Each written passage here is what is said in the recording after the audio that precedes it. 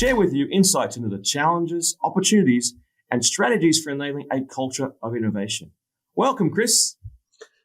Thank you. Pleasure to be here. Thanks, Daryl. Well, Chris, let's kick it off. What are the trends that IDC is seeing, and how is this impacting the need for innovation?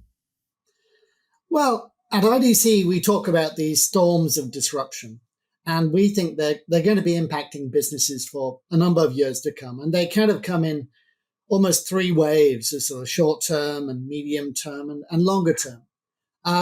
In the short term, no surprise, I think, for everybody.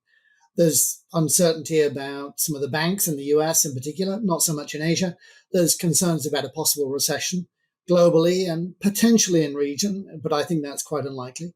There's clearly some inflationary pressures, and we're talking about real estate and oil and fuel. But perhaps more from a technology perspective, the bigger challenges are usually around skills and the availability of skills. And that's something we're seeing in the medium term, in particular, as companies are often on their way to fulfilling the promise of their digital transformation initiatives. Many companies are sort of struggling to keep up with the digital transformation that has been imposed on all of us as a result of COVID, for example, but really something that's been bubbling up for the last couple of years, I would say. And this is clearly transforming businesses across the board and disrupting business models.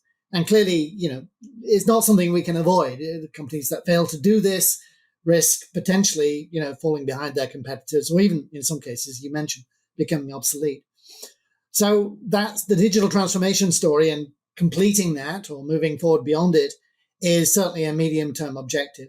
But there's also some other medium-term concerns that I think I have to put on the table.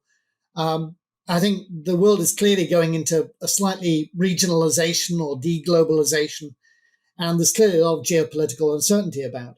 It makes it difficult for certainly large enterprises to operate globally across the border. And, just like with COVID, we're concerned about potential supply chain disruptions and the difficulty in planning for the future, again, on the back of things like inflation. Another medium-term project or issue is generative AI. I know everybody's been talking about it a lot the last 2 or 3 months, but I think the honest truth is that nobody really knows how this is going to play out in terms of, its impact on particular industries and companies. But our view at IDC is that it's almost certainly going to affect some roles much more than others. I think of marketing, I think of DevOps, for example, knowledge management. It's going to make big inroads there. But I think it's going to create many more opportunities for value creation than any of the opportunities it sort of shuts down. But in the longer term, and again, maybe I'm showing my biases here, but I think the biggest topic that we should be thinking about in the years to come is actually environmental sustainability. I think climate change, environmental sustainability are big topics for every industry, every company, and certainly every investor. And frankly, if we start to think seriously about the opportunities afforded by environmental sustainability, we can actually start to radically innovate in the long term and actually think, how do we not just improve our bottom line, but actually ultimately save the planet? And I think that's obviously something I think we all need to be thinking about moving forward. So these storms on the horizon, but there's no good reason we can't face them and get beyond them.